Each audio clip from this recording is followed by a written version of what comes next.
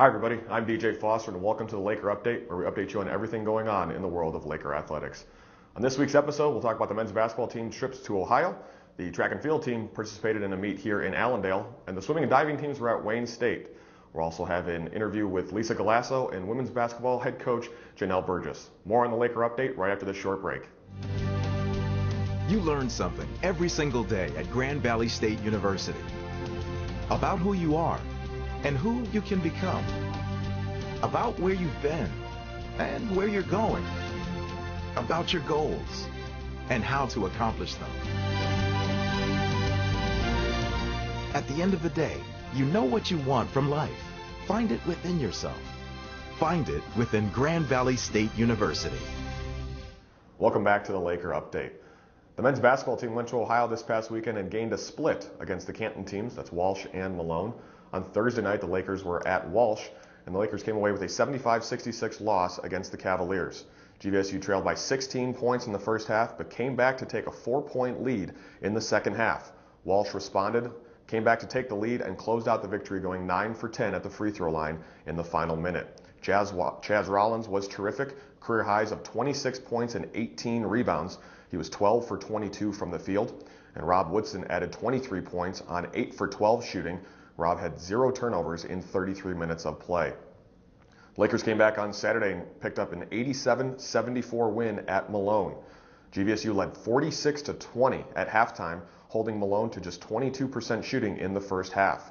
The Lakers got out to a 30-point lead in the second half and cruised to the victory. It was the 4th time this season that they've led the entire 40 minutes. Luke Reiskamp, the freshman, scored a career-best 17 points. That came in just 20 minutes on the floor. Darren Kapuska, Chaz Rollins, and Ryan Saban each added 12 points in the win. The Lakers are now 10-2 overall and 6-2 in conference play. This weekend, they head up to the UP. On Thursday, they will take on Northern Michigan at 7:30 p.m., and they face Michigan Tech on Saturday afternoon at 3 p.m. The women's basketball team also went to Ohio and earned a split, with their victories coming in the opposite games as they defeated Walsh on Thursday 82-71. It was a season high in points for the Laker women. The game was tied 7 times in the first half, but the Lakers came away with a 37-29 lead at halftime. They were up by 19 points in the second half as they cruised to the victory, shooting nearly 51% from the field and holding Walsh to 31% shooting. Bailey Cairnduff poured in a career-high 29 points, 12 for 19 from the field for Cairnduff and 5 3-pointers. Danny Crandall added 15 points, and Kayla Dawson scored 10 off the bench. On Saturday, the Lakers suffered a 69-52 loss at Malone. GVSU trailed 29-11 with 7:17 to play in the first half, but then went on a 16-0 run to close out the half and trailed just 29-27 at halftime. GVSU got the score down to a 43-37 score with 10 minutes left to play in the second half after Malone scored the first 11 points in the second half, but didn't have enough for the second comeback of the game. Kayla Dawson scored 13 points, her 6th straight game with 10-plus points. She led the Lakers in scoring. Bailey Cairnduff added 10 for GVSU, who is now 8-4 overall and 6-2 in conference play. The women will be up north at Northern Michigan on Thursday night at 5:30 p.m., and on Saturday they take on Michigan Tech at 1 p.m. The track and field teams were at the Bob Eubanks Open in Allendale and recorded 9 provisional marks and broke a school record this past Friday. The Lakers won 7 events. Lisa Galasso set a new GVSU record in the 600-meter run of 1 minute 33 seconds. Laura Schroeder won the weight throw, while Sarah Talbot was victorious in the long jump. Katie Shaheen finished 1st in the mile run and 3rd in the 600-meter run. Andrea Kober, Brittany Bannister, Brittany Terry, and Kalina Franklin won the 4x400-meter relay, while on the men's side, they also won the 4x400-meter relay with Nathaniel Hammersmith, Sean Wells, Logan Hoffman, and TJ Burnett. Wells was also victorious in the 60-meter hurdles on Friday. This Friday, the Lakers will be in Allendale again inside the Kelly Family Sports Center at 2 p.m. at the Mike Lintz Alumni Open. The swimming and diving teams had a battle of perennial powers both in the GLIAC and nationally at Wayne State this past Saturday, as Wayne State came away with a pair of victories in the contest. The Wayne State men won a close meet 153-147 over GVSU. The Laker men won 7 events, including both relays, while Gianni Ferrero won the 200 free, the 500 free, and the 200 IM, and Milan Maidu won the 200 breaststroke and was part of the 200 free relay victory. On the women's side, Wayne State was victorious 178 to 122. The Laker women won 5 events. Danielle Valier won the 100 and 200 breaststroke, and Taylor Ryczynski won the 1 and 3 meter dives. This weekend, both teams will be at Indianapolis on Saturday at 1 p.m. for a dual meet with the Greyhounds.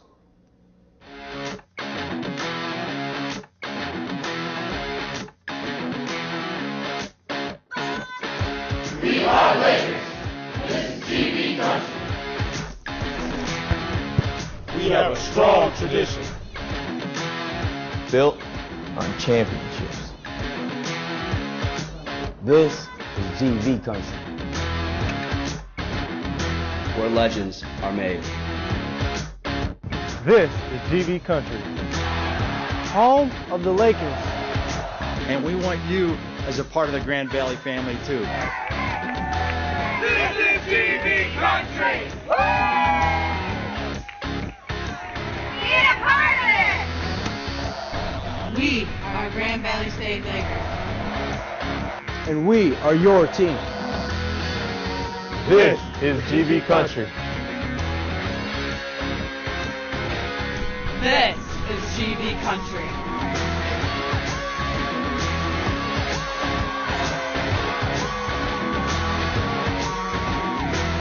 This is GV Country. This is GV Country. This is GV Country! Be a part of it! And now here's a feature on track and field star Lisa Galasso, who broke a school record this past week at the Bob Eubanks Open. She was also named the GVSU Student-Athlete of the Week. My name is Lisa Galasso. I'm a track and field athlete here at Grand Valley, and I run the 400 hurdles, and the 800. I chose Grand Valley first because of their academics. I actually was a walk-on here, so I wasn't recruited or anything, so I came to Grand Valley to focus on my pre-med studies, and track just kind of fell into place after that.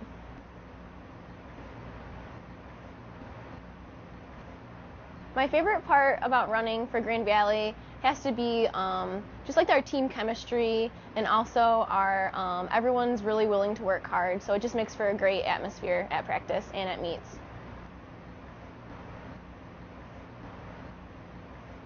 I really don't have any pre-race rituals. I do, however, go into each race with the mindset that I'm running to win, and I'm just going out there to score the most points that I can for my team, and not trying to worry about any time that I specifically want to run. During the race, the girl who was in front of me from U of M, she took it out really fast, and so I just really wanted to race smart, and I tried not to get ahead of myself and make my move too early in the race. Stuck with her the entire time, and I passed her on the back stretch, which was probably the smartest move that I could have made, and towards the end I just turned it on, and it was time to be a sprinter and not maybe so much of a mid-distance runner. And at the very end I was really starting to get tired, a little bit of tunnel vision, and I just kind of thought in the back of my head, you know, like, let's go for the school record. And it's great because the girl who's had the record before me, Janel Caldwell, she was a awesome runner and very decorated athlete, so it just, I hope that kind of shows of what this season could bring. Probably my favorite memory here at Grand Valley would have to be a time at a meet. It was last year, indoor conference meet.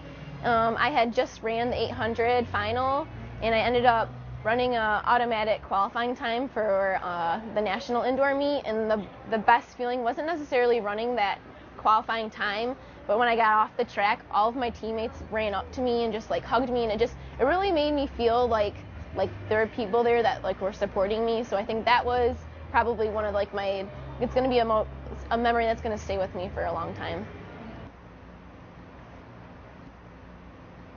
Something about me that most people probably don't know or wouldn't think would be true is that I have a really big sweet tooth. People probably think that athletes have to eat healthy and we don't really eat a lot of desserts or snacks, but when I indulge, I usually have a big bowl of ice cream, or I can't go one day without eating chocolate. So that's kind of a guilty pleasure, and maybe not so good for my training, but what can you do? Now joined by Grand Valley State head women's basketball coach Janel Burgess. Coach, thank you for joining me. Came back from a 1-1 road trip down in Ohio.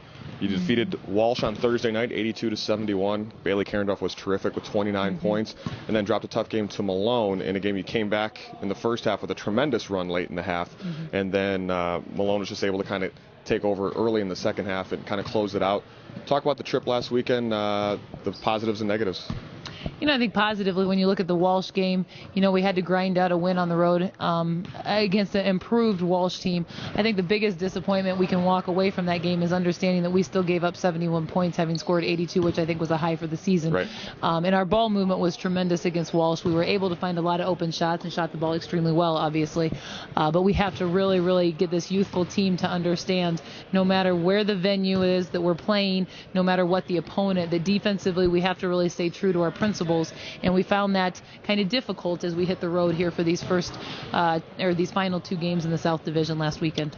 8-4 overall, 6-2 in conference play at basically the midway point of your season. What are you happy with so far, and what does your team still need to work on? I'm extremely proud of our resilient mentality that we have. I mean, it hasn't been an easy schedule. I gave us the hardest schedule we could ever ask for when you look at the opponents that we've played in these first 12 games. And obviously we did that for a reason, understanding we had a lot of tough games coming down the stretch here in the North Division. So our resilient mentality is tremendous, and I love the way that this team preps. I mean, they really are a group of focused young women, and we can throw a lot of different things at them, and they will give us everything they have to execute it. And obviously we're not always perfect, but just their preparation has been very, very solid. And the schedule doesn't get any easier this week. Go up to the UP, and that's never an easy game regardless. And then when you throw in 2 good teams at it, correct, you have Northern Michigan on Thursday night. They're 7-1 overall, or 7-1, in conference play. Then you go to Michigan Tech on Saturday afternoon. They're 8-0 in conference play. Talk about the trip up north. It's just a bear of a trip with just a long bus ride and everything, and then you play 2 good teams on their home courts. Yeah, I mean, we're going to play 2 great opponents. I think that's the bottom line. It doesn't matter how far you got to travel. It doesn't matter what opponents you played prior. It's the opportunity to compete, the opportunity to open up North Division play on the road, and it's exciting for our young team to be able to see these 2 venues and understand these are 2 very seasoned, I shouldn't say seasoned teams, these are 2 very successful teams. Northern has been through a lot in the sense of maturity, and now they're all juniors and seniors looking at us and playing extremely well. And then Michigan Tech is Michigan Tech at Michigan Tech, and they're a different team there than they already were out. Sure. The Lakers take on Northern Michigan this Thursday at 5:30 p.m. and then Michigan Tech at 1 p.m. on Saturday. Coach, wish you the best of luck. Have a safe trip to the UP and come back with a couple of victories. Excellent. Thank you. Thanks for watching the Laker Update right here on the Grand Valley Sports Network.